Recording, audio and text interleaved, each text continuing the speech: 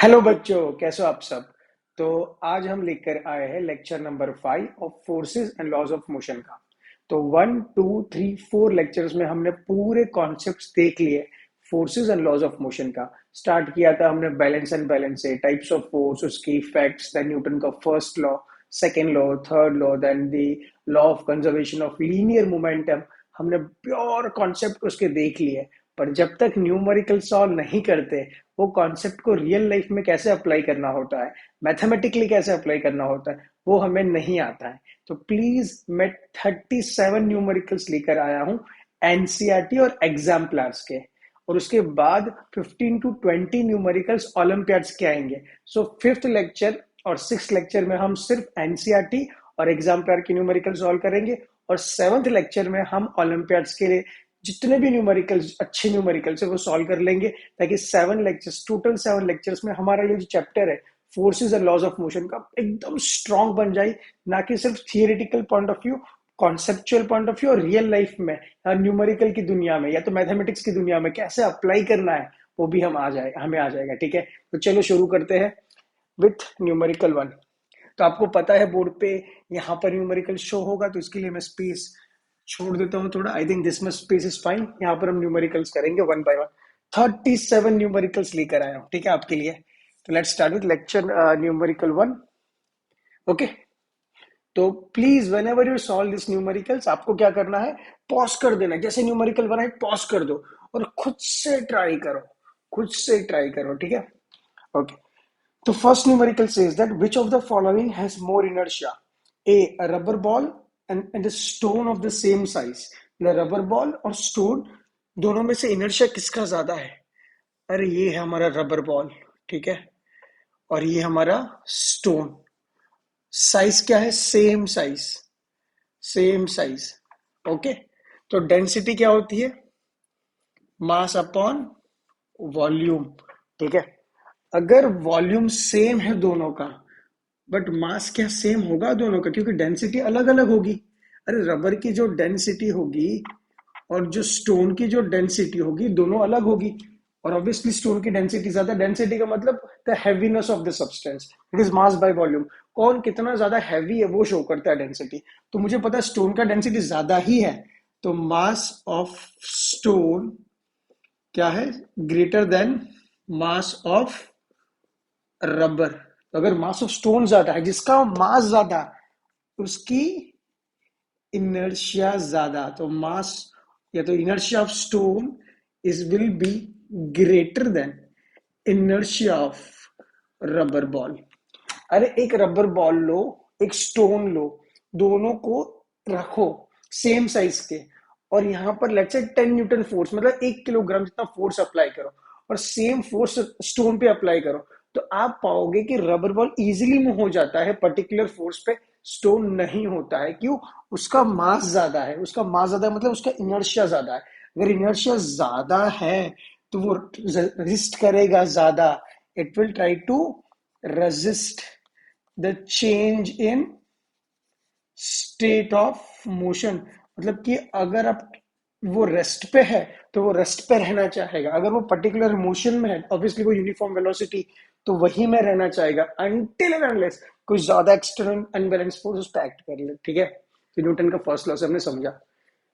Second one is a bicycle and a train. तो obviously यहाँ पर अब मैं एक्सप्लेन नहीं करूंगा। मास बाइसिकल का ज्यादा होगा तो इनर्शिया भी उसी का ज्यादा होगा, तो ऑब्वियसली इनर्शिया बाइस ट्रेन का ज्यादा होगा। Third is a 5 rupee coin and a 1 rupee coin. मैं अज्यूम करता हूँ 5 रुपी कॉइन थोड़ा थिक होगा कंपेयर टू 1 रुपी कॉइन। तो कंसिडरिंग कि अगर वो थिकर है 5 रुपी कॉइन, तो उसका मास भी ज्यादा होगा। अगर मास ज्यादा हुआ तो इनर्शिया भी उसी का ज्यादा होगा। इनर्शिया का प्रैक्टिकल मीनिंग है resistance, resist to change the state of motion, ठीक है। ओके प्यारे बच्चों, तो I hope first numerical easy था, क्रैक हो गया। चलो नेक्स्ट न्यूमेरिकल के लिए चलते हैं। न्यूमेरिकल सॉल्व करते रहिए, मजे करते। न्यूमेरिकल्स तो मजे यार, अगर जब तक न्यूमेरिकल सॉल्व ना करे तो मजे कैसे आता है। बिकॉज न्यूमेरिकल्स में तो कॉन्सेप्ट खिल के आते हैं बाहर।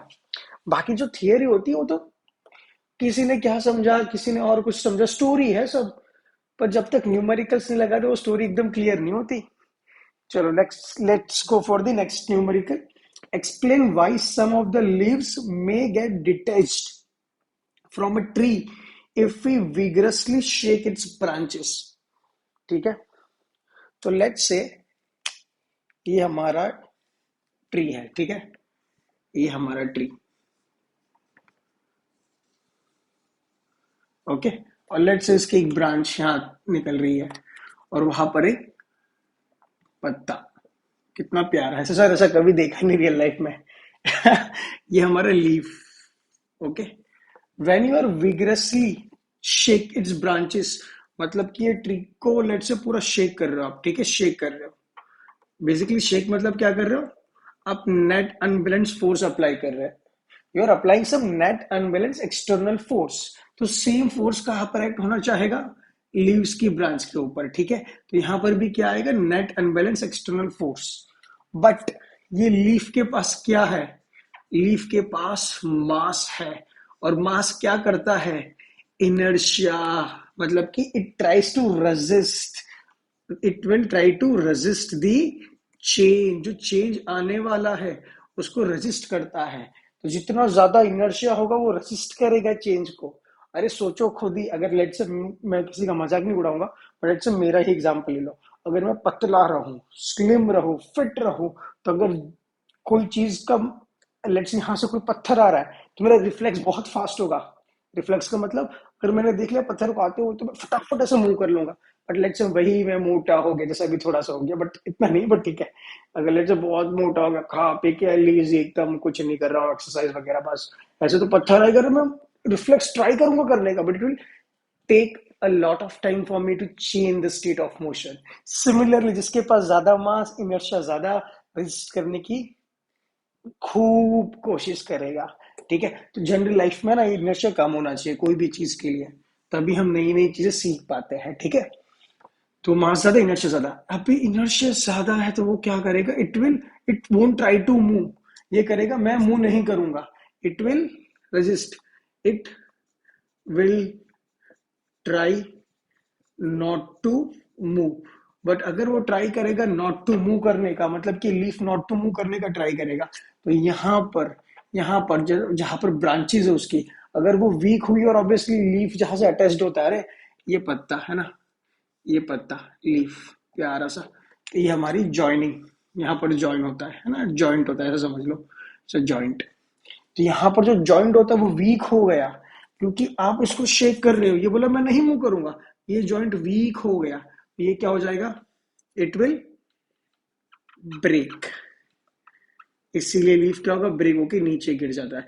आपने देखा अगर जोर से उसकी ब्रांचेस को शेक करते हो, जो पुराने लीव्स होते हैं, जनरली नए वाले नहीं, नए ग्रीन ग्रीन नहीं, या जो भी कलर के लीव्स होता है वो नहीं, उसके पुराने वाले सूखे हुए लीव जल्दी बिखर जाते हैं, जनरली ड्राई लीफ, क्यों, क्योंकि उसका जो जॉइंट होता है वो वीक होता है, और वीक होने से ये चीज लगती है और ये जल्दी ब्रेक हो जाता है, ओके, तो this was the concept, so basically the idea was, यहाँ पर जो आइडिया है वो क्या है, इनर्शिया की वजह से होता है, ठीक है प्यारे बच्चों, इनर्शिया की वजह से होता है, so I hope the second question is done, you can write all this things in your words form, whatever I explain in this thing, चलो let's go for the third one, please try करिए, अपने आप pause करिए, ठीक है, pause भी करो और खुद से भी ट्राई करो, खुद से भी ट्राई करो, let's go for the third question, why do you fall in the forward direction when a moving bus breaks to a stop and fall backwards when it accelerated from rest, okay, so basically होता क्या है कि experience किया होगा, this is numerical 3, okay, numerical 3 generally हमने experience किया होता है बस या ट्रेन या कार में, है ना, या बाइक पे भी कभी कभी, ये हमारी बस या कार या तो मेरी प्यारी BMW, ठीक है, आप यहाँ पर जा रहे हो, ठीक है, ये आपका मोशन, तो जैसे ही आपने एक्सेलरेटर लगाया, जैसे ही आपने एक्सेलरेट किया, यहाँ पर क्या किया, एक्सेलरेट किया, तो जो ऑब्जेक्ट है या फिर खुद आप क्या करते हो, बैकवर्ड जाते हो, थोड़ा सा डिपेंड करता है, अगर ज्यादा एक्सेलरेशन होगी, अगर इफ वी इंक्रीज दिस, तो आप जो बैकवर्ड जा रहे हो वो भी इंक्रीज हो जाएगा, ठीक है, एंड सिमिलरली वाइस वर्सा, कि अगर एक्सेलरेशन पीछे गई, मतलब कि ब्रेक दबाया, तो आप कहाँ जाते हो, आगे चले जाते हो।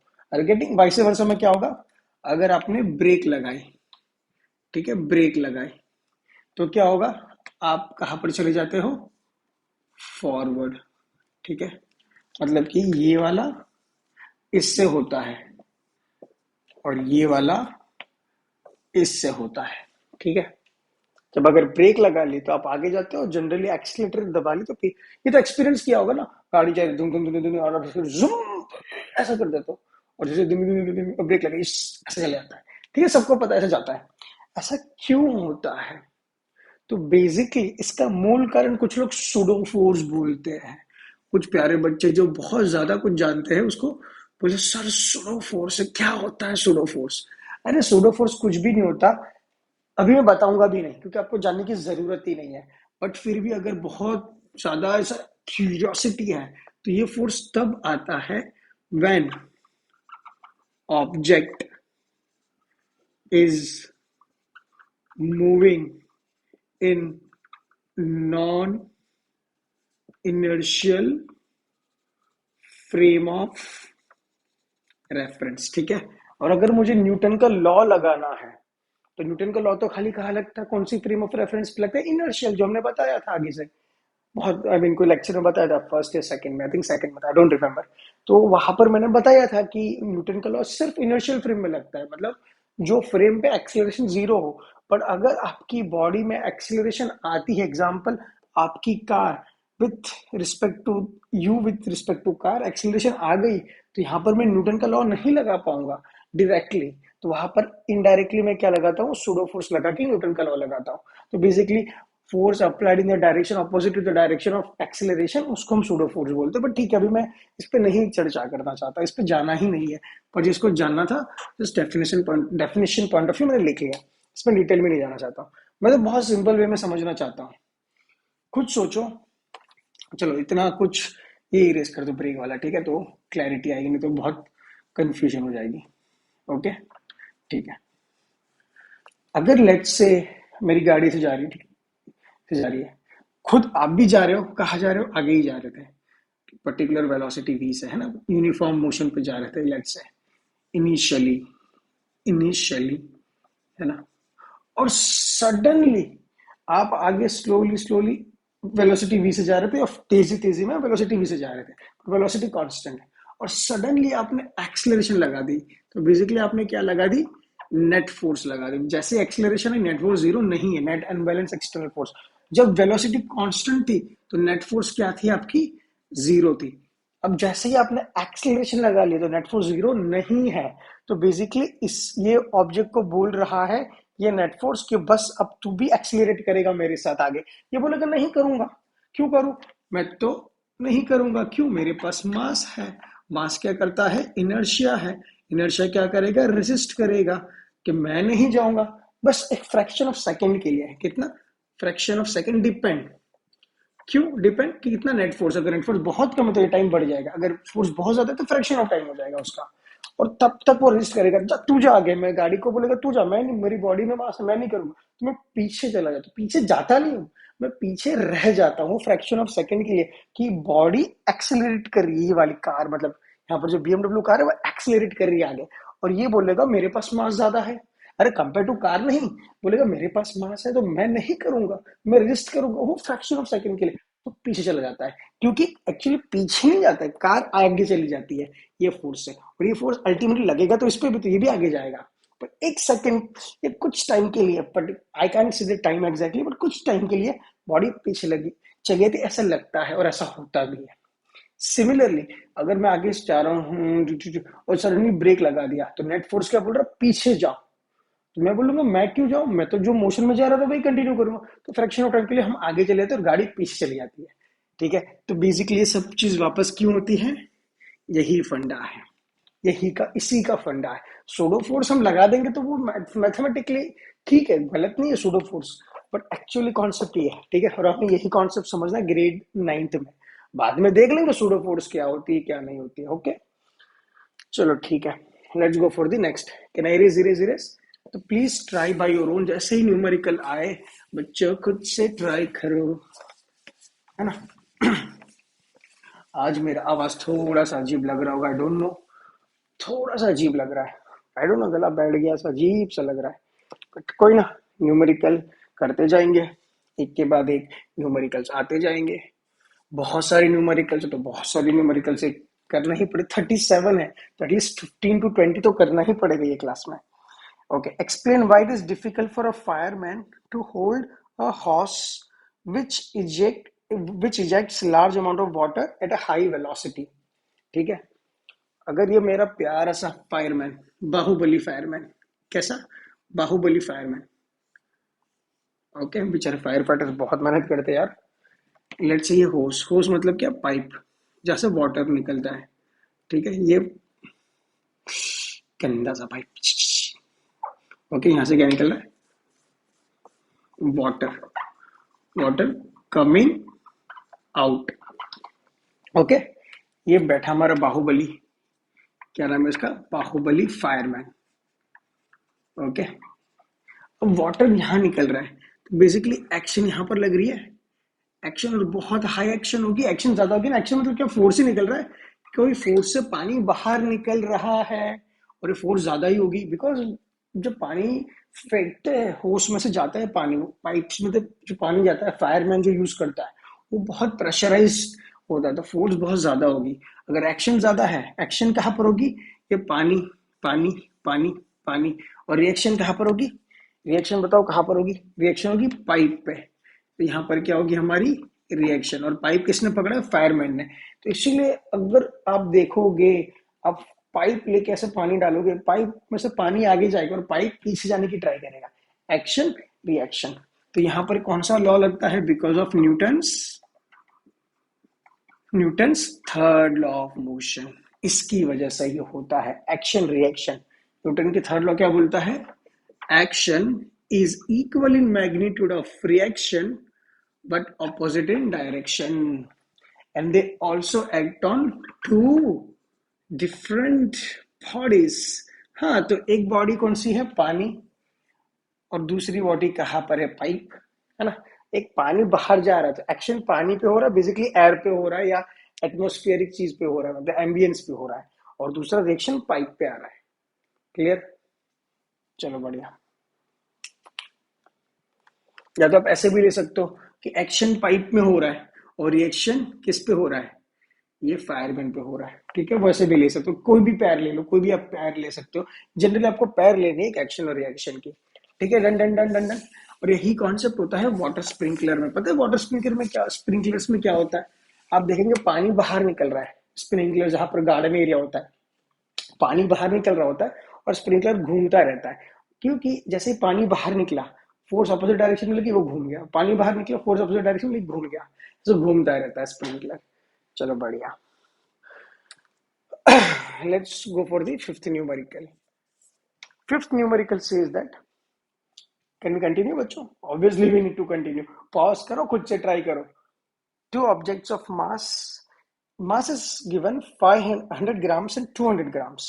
तो object one, the mass is given 100 grams, ठीक है, the mass of object two is given 200 grams, okay, are moving along the same line in direction with velocity v1, initial velocity is given 2 meter per second, initial velocity 1 meter per second, and both I'll take positive, because if I go in this direction I'll take positive, if I go in that direction I'll take negative। मैं consider कर रहा हूँ 1 और 2 दोनों ऐसे move कर रहे हैं, ठीक है, ओके।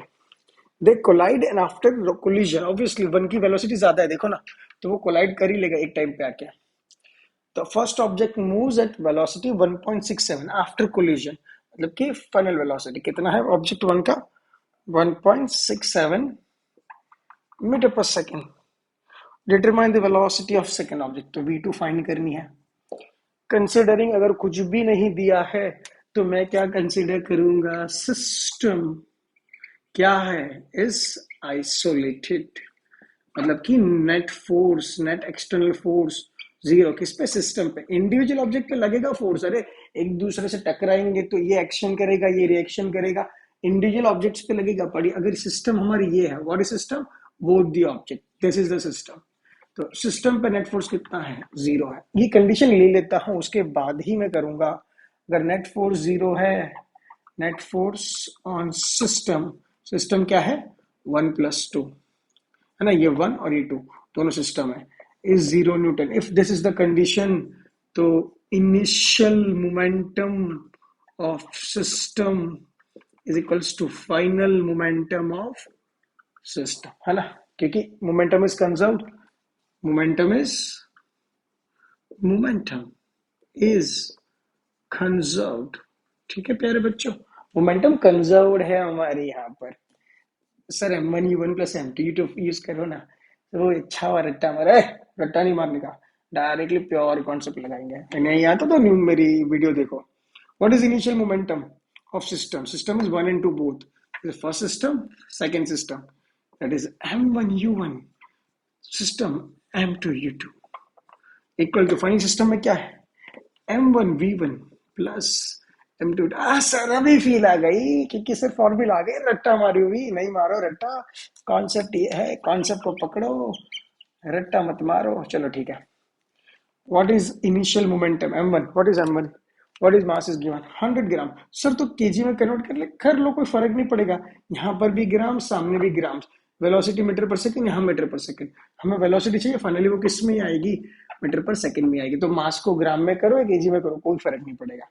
अरे नहीं पड़ेगा ना, बिकॉज मास मास कैंसिल हो जाएगा आमने सामने। अरे यूनिट की बात कर रहा हूँ सर, मास कैसे कैंसिल हो गई, तो 100 into 100, अरे मैं समझता हूँ।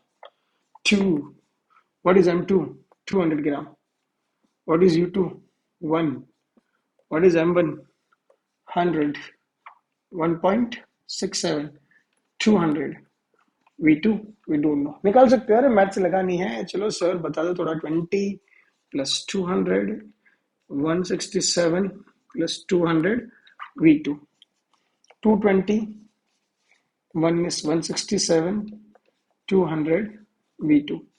तो V2 इज कितना हो गया, देखो मल्टीप्लाई, अरे मैथ्स भी नहीं लगा सकते क्या, 220, 167, ये 1 हो गया, ये 10 हो गया, ये 3, ये 1 हो गया, 11 हो गया, 6 minus 11 5, 0 53, it is 53 by 200 metre पर सेकेंड। ये मैथ्स कर लेना घर पे।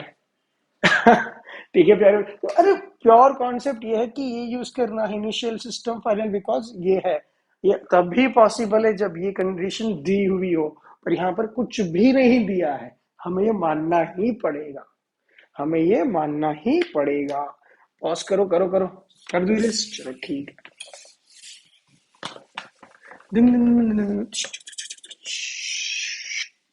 बढ़िया, okay, let's go for the next numerical. Next numerical is sixth numerical. Okay.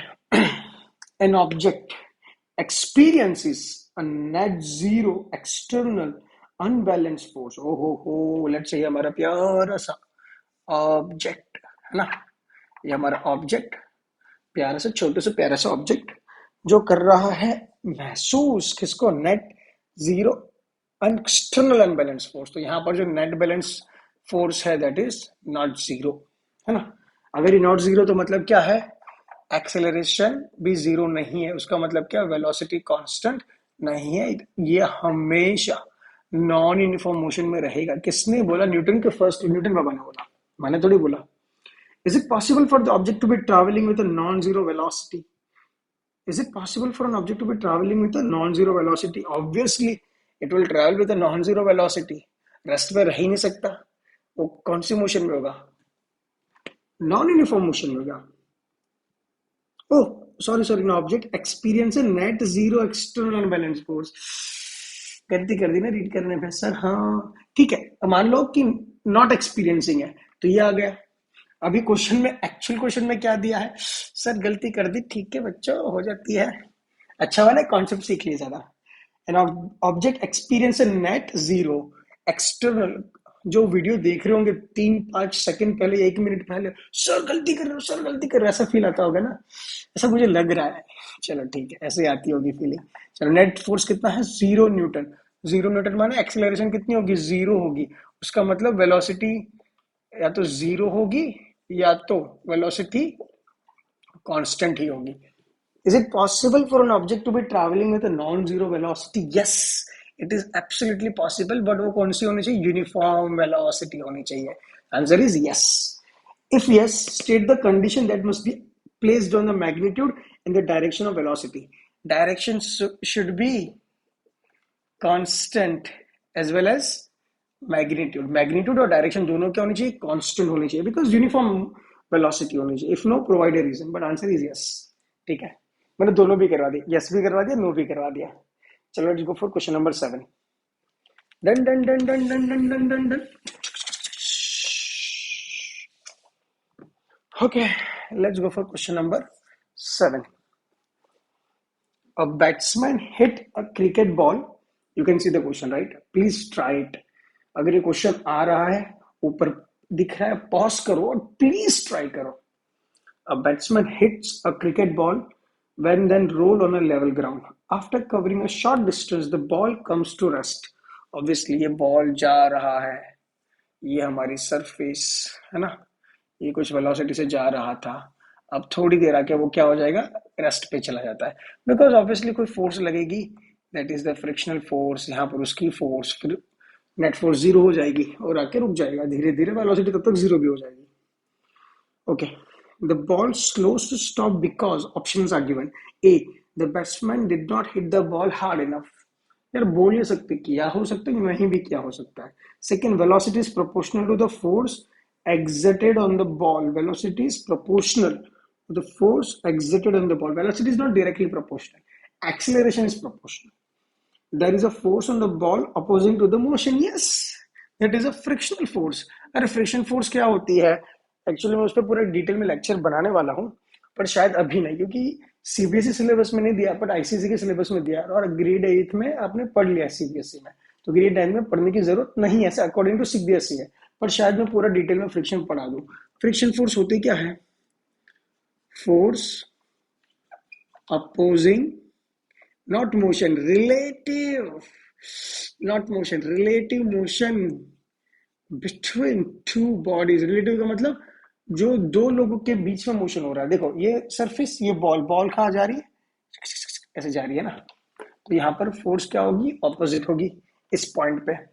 अगर बॉल स्लिप हो रही है, बॉल अगर स्लिप हो रही है, ठीक है, अगर रोल हो रही है कंटिन्यूसली, तो रोल होगी तो बहुत टाइम के बाद आएगी। अगर स्लिप होते रोल होगी तो फ्रिक्शन फोर्स ऑपोजिट लगेगा। ठीक है, यहाँ ये आपको कॉन्सेप्ट समझना पड़ेगा। मुझे पता है थोड़ा सा ऊपर से जा रहा है, तो खाली इतना समझ लो कि ऑपोजिट फोर्स होता है रिलेटिव मोशन का। ठीक है, चलो। There is no force, there is no unbalanced force on the ball, so the ball want to come to rest. There is no unbalanced force on the ball, so the ball wants to come the rest. No, ये मतलब ठीक है, rest पर unbalance force लगेगा, लगता जाएगा, कब तक? जब तक रेस्ट पे ना आ जाए। तो answer is that is the there is a force on the ball opposing to the motion. मेरे हिसाब से वो सबसे करेक्ट आंसर है, ऑप्शन सी। ठीक है, let's go for the 8th one. मुझे पता 7th इजी था, बट ये फ्रिक्शन की वजह से थोड़ा सा गड़बड़ हुई होगी शायद आपको, पर कोई जरूरत नहीं है। अगर नहीं भी समझे फ्रिक्शन, तो खाली इतना समझ लो, रिलेटिव मोशन के ऑपोजिट चीज लगती है, वो होती है फ्रिक्शन। अभी के लिए बाकी डिटेल में मैं पूरी वीडियो लेके आऊंगा, डिटेल में 1 घंटे की पूरी। Okay, let's go for question number 8।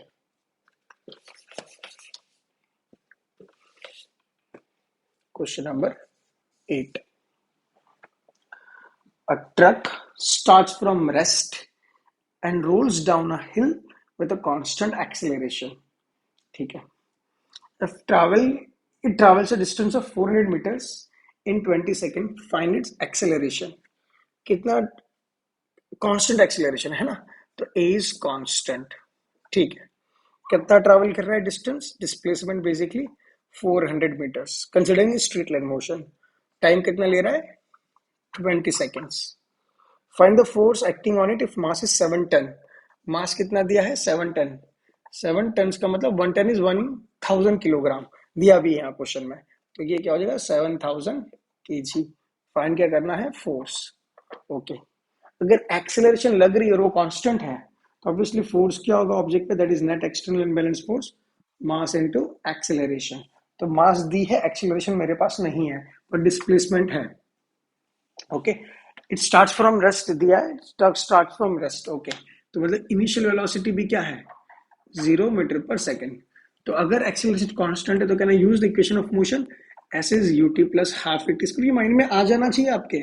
ये सब इक्वेशन ऐसा नहीं कि ये फोर्स का है तो फोर्स के इक्वेशन लगेंगे, मिक्स्ड कॉन्सेप्ट क्वेश्चन है यार ये।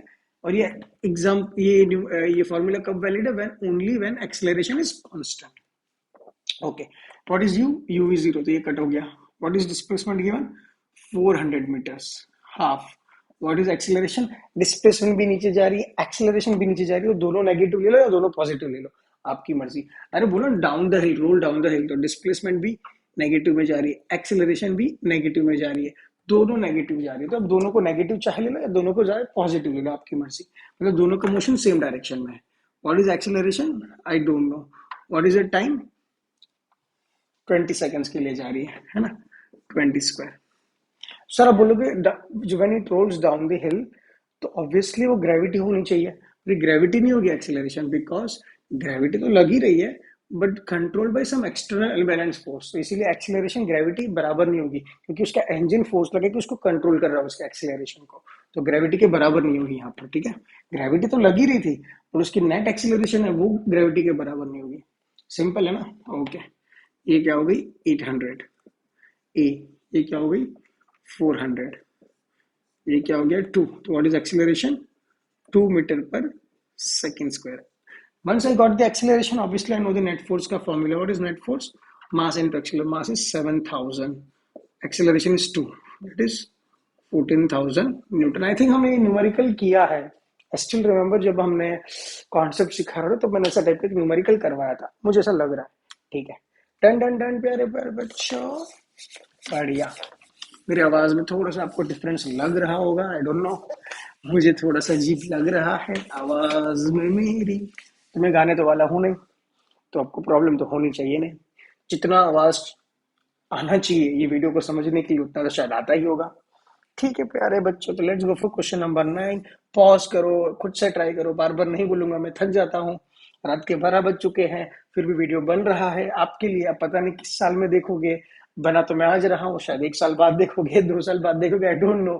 जब भी देखोगे मजे लेके देखो, एंजॉय करके देखो, कॉन्सेप्ट को सीख के देखो। ओके प्यारे बच्चों, ग्रेड 9 के प्यारे प्यारे बच्चों, question number 9। A stone of 1 kg is thrown. जैसे ही रीड किया लिख लो गिवन डेटा।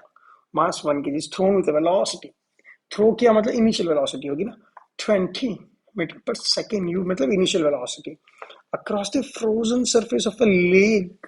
ओहो, मतलब कि एक बर्फ का लेक है ना, ऐसा लेक होगा और आपने पत्थर उठा के फेंका। ठीक है, बढ़िया। Comes to rest after travelling a distance of, ओहो, फाइनल वेलोसिटी 0 हो गई, मतलब कि एक्सेलरेशन ऑपोजिट डायरेक्शन में होगी। अगर ये मोशन है तो एक्सेलरेशन ऑपोजिट डायरेक्शन में, क्यों? फोर्स ऑपोजिट डायरेक्शन में होगा। और जनरली कौन सा फोर्स एक्ट करेगा? अरे ऑपोजिट डायरेक्शन में कौन सा फोर्स एक्ट करता है? या तो brake force, braking force, braking मतलब कौन सा? Friction force. सर फ्रिक्शन तो हमने पढ़ी ही नहीं है, कुछ भी नहीं पढ़ा है, तो ये खाली इतना मान लो अपोजिट फोर्स है, अपोज कर रहा है मोशन को। ठीक है, travelling a distance of the displacement is given 50 metre straight line motion, what is a frictional force? Okay, तो बेसिकली अगर मैं पत्थर को उठा के देखूं, ये मेरा पत्थर जा रहा था इधर, एक मोशन कर रहा था उधर, उस पे नेट फोर्स लग गई, ये वाली, बाकी कोई फोर्स है ही नहीं। अरे मैंने पत्थर को फोर्स डाला, फेंक दिया, छोड़ दिया, तब नेट फोर्स क्या होगी? 0 हो गई थी। पर जैसे ही फ्रोजन लेक पे आया तो फ्रोजन लेक क्या कर रहा है? फ्रिक्शन फोर्स लगा रहा है ऑपोजिट डायरेक्शन में। तो अब पत्थर पे नेट फोर्स कितनी लग रही है? Net force is nothing but only and only frictional force is acting. और नेट फोर्स का फॉर्मूला क्या होता है? मास इनटू एक्सेलरेशन। तो फ्रिक्शन फोर्स ही हो गई। पर सर हमने तो पढ़ा है फ्रिक्शन फोर्स का फॉर्मूला। जिन्होंने पढ़ा होगा तो बोलेंगे friction force is mu into N, mu S या म्यू के, कुछ नहीं पता सर, बढ़िया रट्टा मारा था हमने।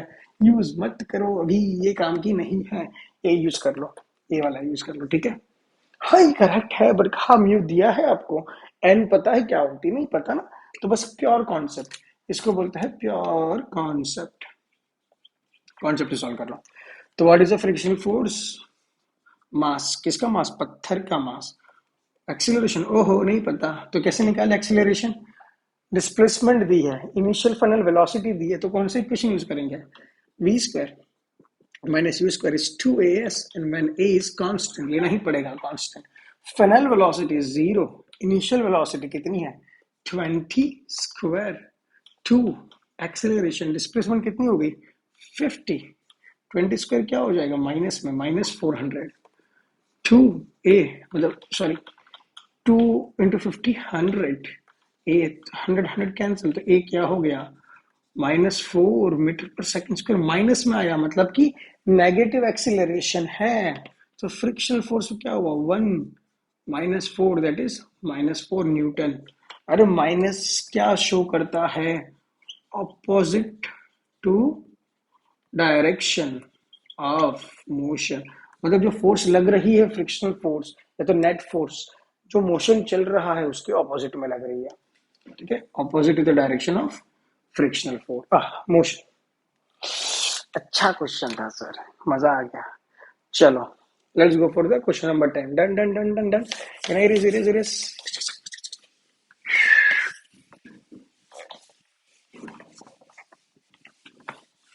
Okay, so let's go for the question number 10. Let's start with the question number 10. An 8,000 kilogram engine, कितना? 8,000 kilogram engine pulls a train of 5 wagons, each of 2,000 kg. अरे engine का मास कितना है?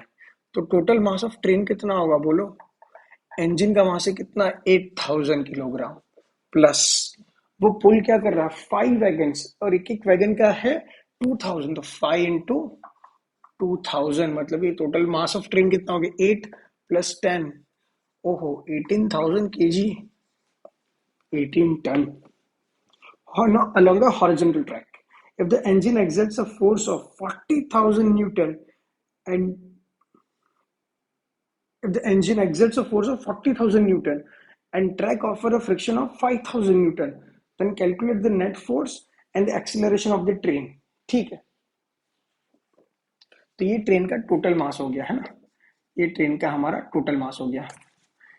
इंजन, ठीक है, कितना फोर्स लगा रहा है? 40,000, राइट? 40,000 न्यूटन लगा रहा है. और जो फ्रिक्शनल फोर्स लग रही है ऑब्वियसली ऑपोजिट होगी डायरेक्शन ऑफ मोशन को.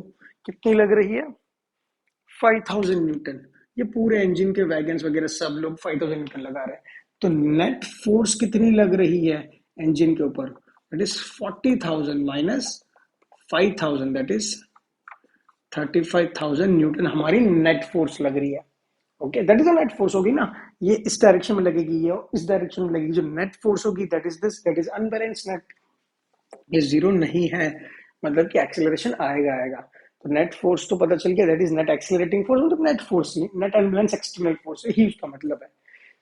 बी ऑप्शन इज क्या है? The acceleration of the train. ठीक है, नेट फोर्स पता चल गई, तो मुझे पता है according to the Newton second law, F is mass into acceleration only when mass is constant. ये किसने बोला? न्यूटन बाबा ने बोला. Newton second law. Please don't use F equals to MAF. It is not correct every time. Mass is constant, then only it is correct. Otherwise, it is change of momentum, rate of change of momentum. What is net force? 35,000. What is mass? 18,000. What is AA? 330 cancel. 7 5s are 6 3s are 35 by 18 metre per second square is acceleration. Calculator में कर देना, घर पे कर देना. अरे 18 बन जाए 18, बचा कितना? 17. फिर पॉइंट लगा दो. 7 18 3 जा 18 5 जा, राइट? 18 4 जा होगा 32 4 5 6 7. तो answer is 18 1.4 something. That is the acceleration. Maths लगा देना. चलो बढ़िया. Okay, let's go for the question number 11. मैं बार बार नहीं बोलूंगा प्यारे बच्चों कि आप पॉज करके खुद से भी ट्राई कर सकते हो. करना है, ये हमें पता ही है ना कि खुद से तो ट्राई करना ही है, तो फिर बार बार क्यों सुन रहे हो? Question number 11. चलो. An automobile vehicle has a mass of 1500 kilogram. तो कितना मास दिया है? 1500 किलोग्राम. ओहो हो. What must be the force between the vehicle and the road if the vehicle is to stop with a negative acceleration of. अगर stopping करना तो acceleration क्या आएगा? माइनस ही आएगा, माइनस 1.7 दिया नहीं है क्वेश्चन में माइनस, हमें ले लेना माइनस, ठीक है। नहीं लोगे तो आप बोल दो ऑपोजिट डायरेक्शन में व्हाट्सएवर। कितना फोर्स लगाना पड़ेगा? अरे एक्सिलरेटेड मोशन है तो फोर्स भी क्या है, net unbalance external force, mass into acceleration by mass is constant, Newton का second law. What is net force, वो फाइंड करनी है। Mass is 1500, 1.7 that is minus minus, तो 17 15 जा करो पहले मल्टीप्लाई, 0 1 7 से 7 1 1 से 1 7 5 35 5 5 6 7 8 5 8 8 15 2 255, ठीक है 255, एक पॉइंट तो इधर गया, ठीक है 2550 न्यूटन। अरे एक जीरो उसको पॉइंट हटाने में चला गया, एक जीरो बचा, मैंने लगा दिया। इतना फोर्स चाहिए होगा। अगर बच्चों कहीं मैथमेटिकल एरर हो जाए ना तो कमेंट बॉक्स में लिख लेना किसी यहाँ पर एरर हो गई, दैट्स फाइन। मैथमेटिकल एरर हो सकती है, कॉन्सेप्ट में एरर नहीं होनी चाहिए। ये है प्योर कॉन्सेप्ट, ठीक है। Done done done done done done done. चलो प्यारे बच्चे, let's go for the next. Okay, let's go for the question number 12। Using a horizontal force of 200 Newton, we intended to move, intended मतलब try किया move करना, a wooden cabinet across the floor at a constant velocity। तो let's say ये हमारा wooden cabinet है ना, उसका velocity क्या रखा हमने, कांस्टेंट रखा, और हमने फोर्स कितनी लगाई, 200 Newton. Okay, what is a frictional force that will be exerted on the cabinet. Motion बताओ, मोशन कहाँ हो रही है, यहाँ पर है ना, क्योंकि आपने अप्लाइड फोर्स इस डायरेक्शन में मानी तो मोशन भी इसी डायरेक्शन में होनी है। और मोशन कैसी हो रही है, वेलोसिटी कांस्टेंट। तो प्रैक्टिक सॉरी प्रैक्टिकली क्या हो रहा होगा, एक कार्टून है या जो भी कैबिनेट है, जो भी वुडन जो भी चीज दी है, जो भी चीज है, वो आपने फोर्स लगाई। बेसिकली क्या होता है कि फ्रिक्शनल फोर्स ज्यादा होती है, कब तक, जब तक आप उसको मूव ना कर दो। तो मैक्सिमम फोर्स कब तक होती है, जब वो बस मूव होने वाला होता है, तो यहाँ पर फ्रिक्शन फोर्स सबसे ज्यादा होती है। फिर जब काइनेटिक मतलब मोशन में आ जाती है तो फ्रिक्शन फोर्स रिड्यूस हो जाती है थोड़ी सी, फिर कांस्टेंट रहती है। हमें पता नहीं सर, कुछ समझ नहीं आ रहा क्या बोल रहे, छोड़ दो। फ्रिक्शन फोर्स क्या होती है, छोड़ दो, इतना तो पता नहीं फोर्स कौन सी होती है, ऑपोजिट टू रिलेटिव मोशन, इतना पता है ना। इन दोनों के सरफेस पे फॉर ऑन दी ऑब्जेक्ट, ये ऑब्जेक्ट ऐसे मूव कर रहा है, तो फ्रिक्शन फोर्स इस ऑब्जेक्ट पे कैसी लगेगी, ऐसे। ये इसकी ये रिएक्शन फोर्स है, मैं मानता हूं फ्रिक्शन फोर्स रिएक्शन फोर्स है, बट इसका रिएक्शन नहीं है डायरेक्टली। ये एक्शन फोर्स सरफेस के लिए, सरफेस रिएक्शन लगाती है ये वाला। सर नहीं समझ में आ रहा, छोड़ दो। खाली इतना तो समझ में आता है, अगर आपने फोर्स यहाँ लगाई तो फ्रिक्शन ऐसी लगती है, क्यों लगती है कैसे लगती है वो बाद में, बस यहाँ पर लगती है, पता है ना। मुझे बताओ what is a net force acting on the object. अरे खाली प्योर कॉन्सेप्ट पकड़ो सर, फ्रिक्शन नहीं है, नहीं पता, छोड़ दो, और प्योर कॉन्सेप्ट को पकड़ो। What is pure concept, net force has to be 0 newton. Why, because object कैसे मूव कर रहा है, कांस्टेंट वेलोसिटी, यूनिफॉर्म मोशन है ना। यूनिफॉर्म मोशन में नेट फोर्स का तो जीरो, किसने बोला, Newton first law, qualitative law. और आप ऐसे भी देखो, व्हाट इज एक्सीलरेशन, जीरो, तो नेट फोर्स क्या हो जाएगा, मास इनटू एक्सीलरेशन, है ना, इफ मास इज कांस्टेंट तो ये भी जीरो। तो यहाँ से न्यूटन सेकंड लॉ से भी आ जाता है जीरो, ठीक है। What is F net here, 200। अगर ऐसे जा रहा है तो पॉजिटिव ले रहा हूँ, ऐसे जा रहा है तो नेगेटिव ले रहा हूँ, और ऑपोजिट क्या लग रही है, frictional force, that is zero. तो फ्रिक्शन कितनी होनी चाहिए, 200 न्यूटन। पर सर जैसे ही आपने 200 लगा तो फ्रिक्शन 200 लगी, वो मूव कैसे करेगा। मैं वही समझाने की ट्राई कर रहा हूँ। स्टार्टिंग में आपने कम फोर्स लगा नहीं, 200 में जैसे लगा वो मूव करना स्टार्ट कर दिया, पर मूव करते टाइम भी फ्रिक्शन लगती है, और वो दोनों बैलेंस कर लेगा तो वेलोसिटी, जो भी चीज ऑब्जेक्ट कर रही थी उस टाइम, वो कंटिन्यू करेगा। वेलोसिटी कांस्टेंट थी तो वेलोसिटी कांस्टेंट से मूव करता रहेगा। मेरे आगे की वीडियो देखो, अगर फील लेना है तो, है ना। सर बार बार बोलते हो फील लेना, बट फील आएगी कैसे, फील आएगी when you see the conceptual video also. फिर उसके बाद न्यूमेरिकल तरीका होता है पढ़ने का। पहले मेरी कॉन्सेप्ट वाली वीडियो देख ली या कहीं से भी देख ली, जहां से आपको समझ में आना, आपको समझ में आना चाहिए। जरूरी नहीं कि पूरे यहाँ से देखो, जहां समझ में आए कॉन्सेप्ट, जहां से अच्छा मिले उसे लपेट लो। वहां से कॉन्सेप्ट लपेट लिया, यहाँ से न्यूमेरिकल लपेट लो। पर सर वहां कॉन्सेप्ट भी है न्यूमेरिकल भी, तो क्यों आए आपके चैनल पे, मत आओ। आपका अगर भला कहीं से हो, देखो यार यूट्यूब पे इतनी वीडियोस, अच्छी अच्छी वीडियोस भी है, बुरी बुरी वीडियोस भी है। पढ़ाई में, मैं झूठ नहीं बोलूंगा, शायद आपको ये बुरी भी लगे अच्छी भी लगे, मैं किसी को नहीं बोल रहा हूँ, पर बहुत अच्छी वीडियोस भी है। अगर आपको वहां पर समझ में आता है, वहां से पढ़िए, खुश रहिए, पढ़िए, मजे करिए, ठीक है, आगे बढ़िए लाइफ में। यही तो चाहिए सभी टीचर्स को। यही थोड़ी ना कि मेरी वीडियो देखो, यहाँ से ही देखना, ना ना ना, जहां से समझ में आए वो समझो, मजे लो। बट अगर यहाँ भी आ रहा है तो पूरे मजे लो उसके। Let's go for the next numerical. ये 12th हो गया, 13 पे चलते हैं। Okay, question number 13। Two object each of mass 1.5 kg। Okay, ये ऑब्जेक्ट 1, ये ऑब्जेक्ट 2। तो मास कितना दिया है? 1.5 kg ईच। और दोनों का मास सेम है, that is 1.5 kg each. Okay, moving in a same straight line but in opposite direction. Okay, तो इनिशियल वेलोसिटी क्या? With velocity of 2.5।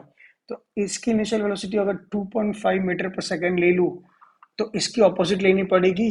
अगर मैं मान लूं कि ये ऐसे जा रहा है तो उसको पॉजिटिव लूंगा, अगर ये ऐसे जा रहा है तो नेगेटिव। तो इसकी इनिशियल वेलोसिटी कितनी होगी? -2.5 मीटर पर सेकंड। अरे समझे ना, अरे ये बॉल ऐसे जा रही है, ये बॉल ऐसे जा रही है, तो यहाँ पर पॉजिटिव, यहाँ पर negative. Before the collision during which they stick together, so after collision they stick. तो लेट से ऐसा हो गया, ये हमारा मास 1, ये हमारा मास 2 या ऑब्जेक्ट 2, ये ऐसे जा रहा था U1 से, ये ऐसे जा रहा था U2 से। अब दोनों चिपक गए, ठीक है।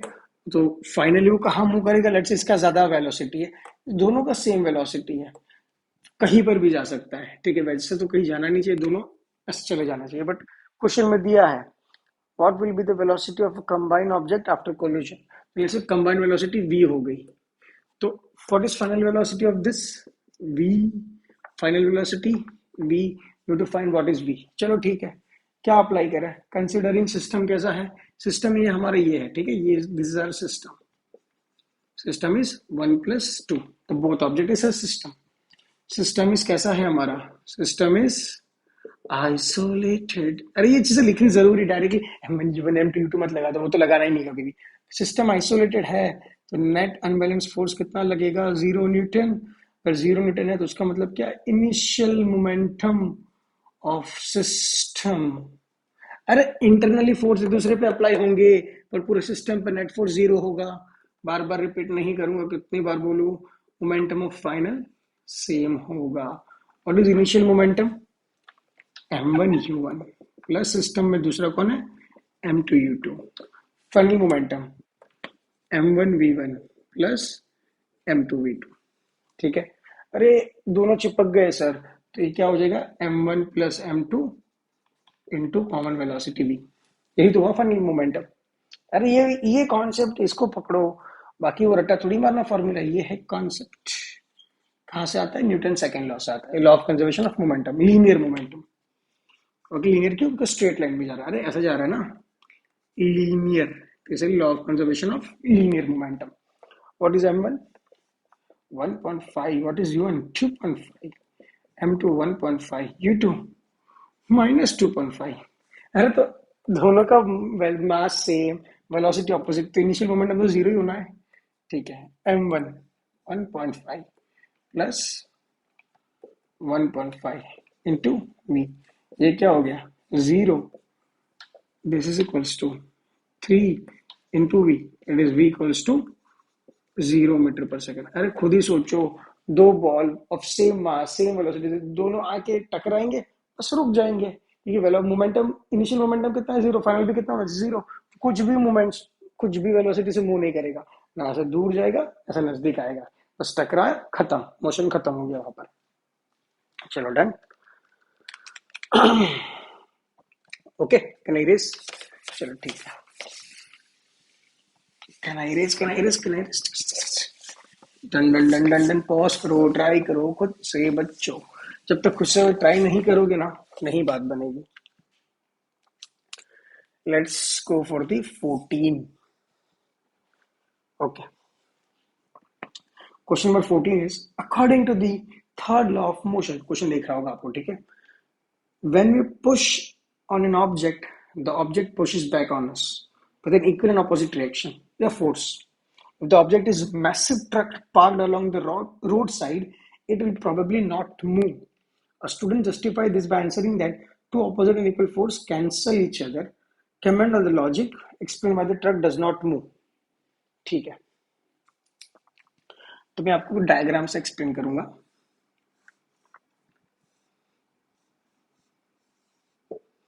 ये बड़ा सा ट्रक,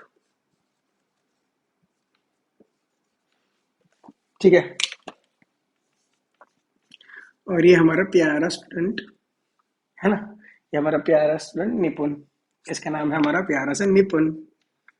ठीक है, अब प्यारा स्टूडेंट क्या कर रहा है? It is applying force on the truck. तो एक्शन कहां पर हुई?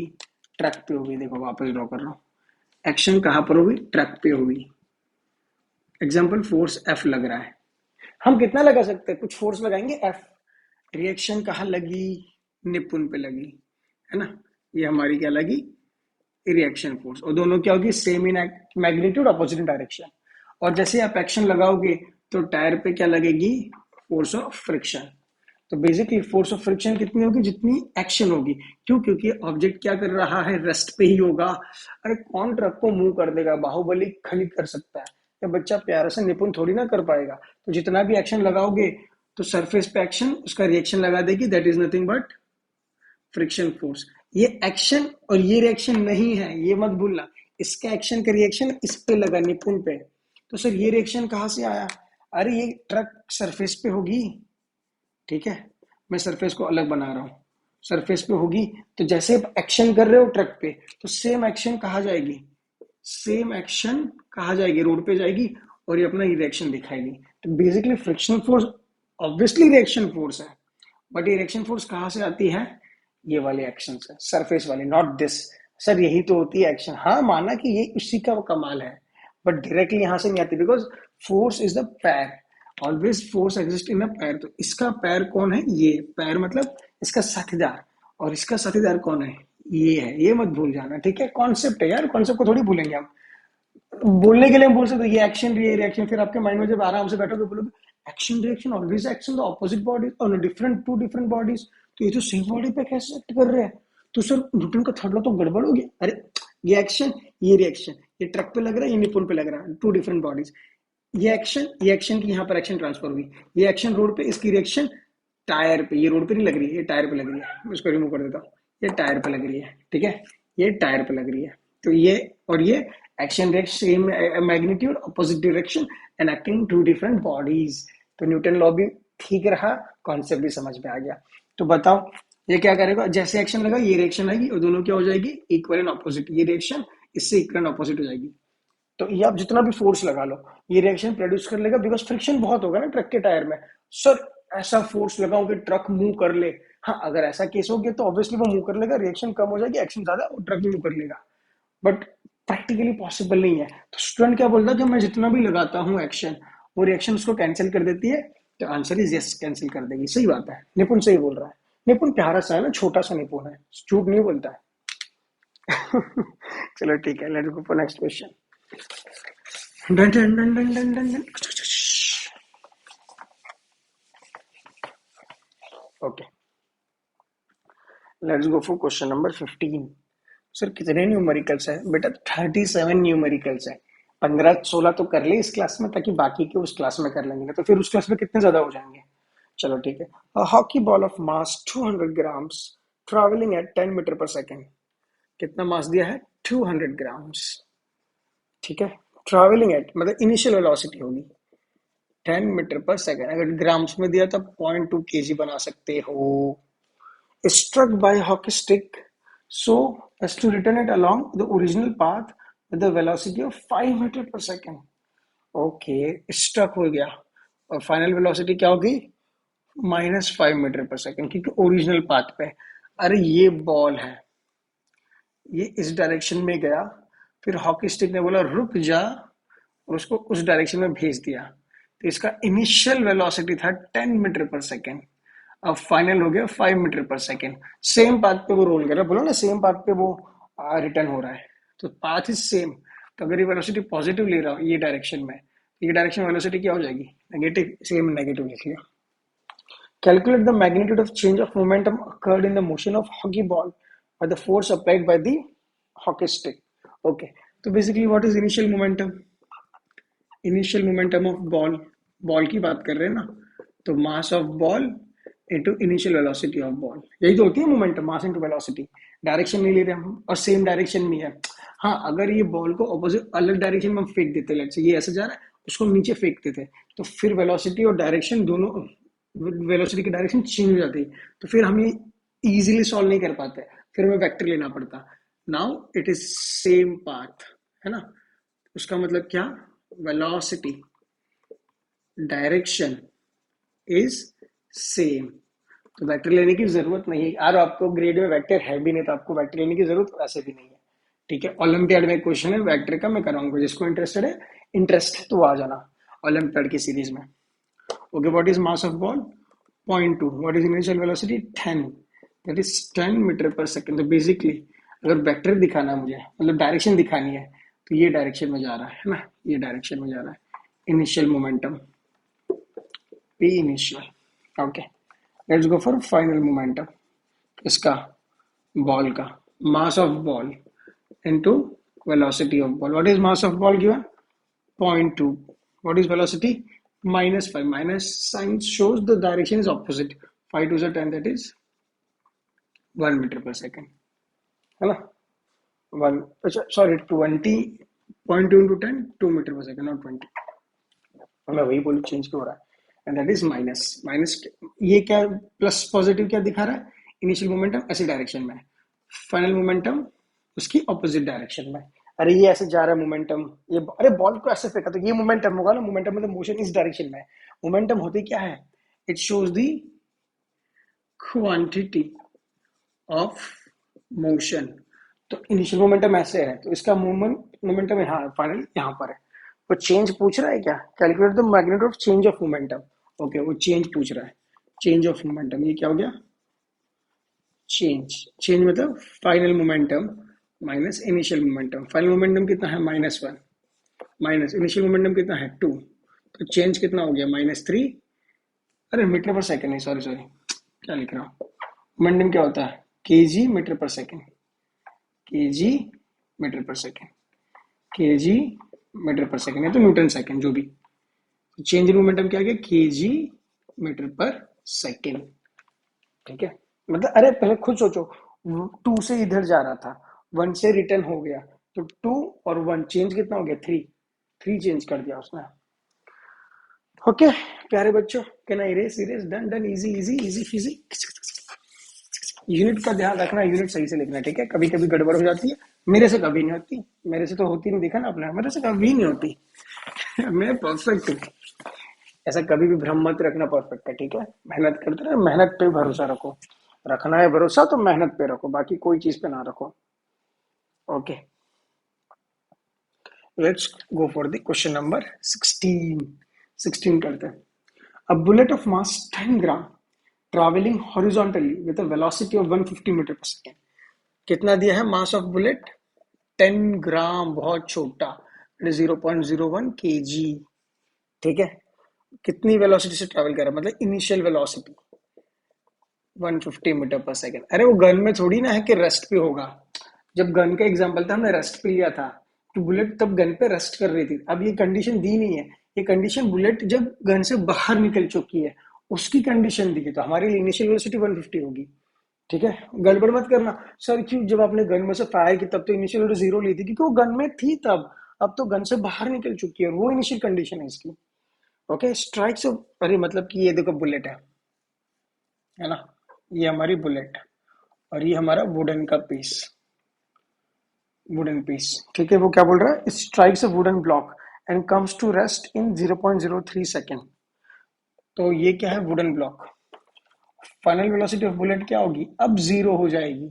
सर उस कंडीशन में तो फाइनल 0 नहीं थी, इनिशियल 0 थी, वो कंडीशन उस टाइम की थी। अब बुलेट क्या कर रहा है? उसके अंदर आ जा रहा है और वो रेस्ट पे आ जाता है। Okay, calculate the distance of penetration of the bullet in the block. अच्छा, बुलेट थोड़ी पेनिट्रेट करते अंदर जाके, लेट्स से यहाँ रेस्ट पे आ जाती है, तो ये कितना हो गया? उसका पेनिट्रेशन हो गया, लेट्स से डिस्प्लेसमेंट एस। ठीक है, also calculate the magnitude of force exerted by the wooden block on the bullet. तो मतलब कि डिस्प्लेसमेंट भी फाइंड करना है और फोर्स भी फाइंड करनी है। अरे खुद सोचो, ये बुलेट जब ब्लॉक में जाएगी तो एक ऑपोजिट फोर्स एक्ट करेगा इस पे, that is the friction force. Net force unbalance force वही तो रेस्ट पे लेके आ रहा है। अगर फ्रिक्शन फोर्स होता ही ना तो वो मूव करती ही जाती, जो मोशन कर रही थी बुलेट वही कंटिन्यू करेगी। पर क्यों? क्योंकि ये क्या आ गया, नेट फोर्स आ गया उस पर, तो वो मोशन कंटिन्यू नहीं करने दे रहा और रेस्ट पे लेके आ रहा है। तो इनिशियल वेलोसिटी ये है, फाइनल वेलोसिटी ये, डिस्प्लेसमेंट ये होगा। टाइम कितना दिया है, कितने टाइम ये सब हो रहा है, 0.03 सेकेंड में हो रहा है। तो फर्स्ट कैलकुलेट द डिस्प्लेसमेंट बोला है, सेकेंड क्या बोला, नेट फोर्स। ठीक है, velocities are given, time is given, displacement चाहिए हमें। क्या करें क्या करें क्या करें, एक्सेलरेशन भी नहीं है हमारे पास, और एफ नेट के लिए एक्सेलरेशन भी चाहिए, because mass into acceleration is net force. तो एक्सेलरेशन भी चाहिए। देखो रट्टा मत मारो कि सर कौन सा फॉर्मूला यूज करें, को कॉन्सेप्ट यूज करो यहाँ पर, बस खाली कॉन्सेप्ट देखो, कॉन्सेप्ट कौन सा लग रहा है। ठीक है, कॉन्सेप्ट क्या लग रहा है सर, मोमेंटम यूज कर सकते हो, मोमेंटम का कॉन्सेप्ट कर सकते हो, इनिशियल मोमेंटम फाइनल मोमेंटम नहीं, पर नेट फोर्स आ गया ना, और जैसे ही नेट फोर्स आ गया तो मोमेंटम इज नॉट कंजर्व्ड, वो कंजर्व नहीं रहेगा मोमेंटम, बिकॉज नेट फोर्स है ना यहाँ पर। ठीक है, तो क्या फॉर्मूला यूज करें, तो एस के लिए हमारे पास फॉर्मूला क्या है, velocity is given 2as, S भी नहीं है हमारे पास, ए भी नहीं है, तो basically what I will do is, okay, velocities are given, time is given, तो if I take acceleration is constant, ठीक है, acceleration constant मानना ही पड़ेगा। what is acceleration, change in velocity upon time T. अरे बुलेट की velocity कितनी थी initial, 150, जब तक वो एग्जैक्टली बाहर भी आएगी तो भी 150 होगी ना उसकी वेलोसिटी, फिर बाहर जैसे टच हुई उससे पहले भी 150, और अंदर जाके रेस्ट पे, और ये सब कितना टाइम हुआ, कितना टाइम लगा ये सब करने में, टाइम इज 0.03 सेकेंड। छोटा लग रहा है क्या, बहुत छोटा लग रहा है, पर ठीक है सर पूछ क्यों रहा है फिर, ठीक है। तो यहाँ पर जब तक बुलेट आई, यहाँ से यहाँ भी 150, बिकॉज नेट फोर्स जीरो था तब तक, और जैसे यहाँ से जो भी कार्यक्रम हुआ वो आपको पता ही है। तो what is acceleration, velocity change in velocity upon time T. What is change in velocity, zero, final is zero, initial is 150 upon 0.03, that is minus 150, 300, 3 5 is 15, 50. What is acceleration, oh, -5000 metre पर second square, कितना ज्यादा acceleration है। ठीक है, कितना ज्यादा acceleration है, और ऑपोजिट डायरेक्शन में होगा इसलिए नेगेटिव है, ऑब्वियसली उसको रजिस्ट कर रहा है। ठीक है, वेलोसिटी बिल्कुल देखो 150 मीटर पर सेकंड से आ रहा था, अब डायरेक्टली जीरो या कुछ ही टाइम में, तो ऑब्वियसली एक्सेलरेशन कितना ज्यादा लगा होगा, ऑब्वियसली बात है। What is displacement, ut plus half at square, oh ये यूज करो, उससे अच्छा तो वो कर दो, v square minus u square is 2as. We can use this equation when acceleration is constant. What is velocity, 0 square minus 150 square, 2, sorry, minus 5000. What is s, we don't know, that's what we want to calculate, s तो चाहिए हमें। Okay, तो क्या हो गया, 150 का square, 50 से 225, 0 0, minus minus cancel हो गया, 5 2 10, 1 2 3 into displacement, 2 2 0 cancel, okay, 5 2 10, 0, 5 4 20, 2 5 5 25, again 5 4 20, 5 9 45, that is 9/4 meter is the displacement। Displacement मिल गया, एक्सेलरेशन मिल गया, फोर्स भी फाइंड कर सकते हैं, कर लो। What is net force, mass of bullet into acceleration, what is mass of bullet, 0.01 kg, what is acceleration, minus 5000, 001 मतलब 2 0 cancel, it is minus 50 Newton.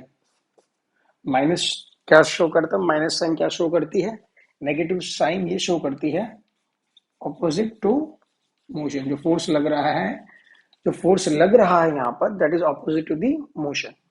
ठीक है प्यारे बच्चों, done done done, okay. So I think 16 question हो गए यहाँ पर प्यारे से, तो यहाँ पर हम स्टॉप करते हैं, बाकी की जो भी क्वेश्चन है वो नेक्स्ट पार्ट में कंटिन्यू करेंगे, that is the lecture number 6, वहां पर हम कंटिन्यू करेंगे।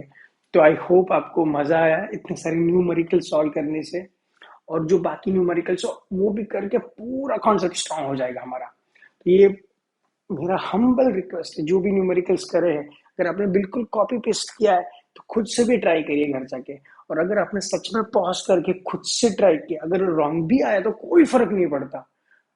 आई विल टेल यू कि आपने बहुत अच्छा काम किया है, ठीक है। तो चलो बच्चों, नेक्स्ट लेक्चर में मिलते हैं। तब तक ध्यान रखिए, मजे करिए, प्रैक्टिस करते रहिए, एंजॉय करते रहिए, ठीक है बच्चों। Bye bye, take care.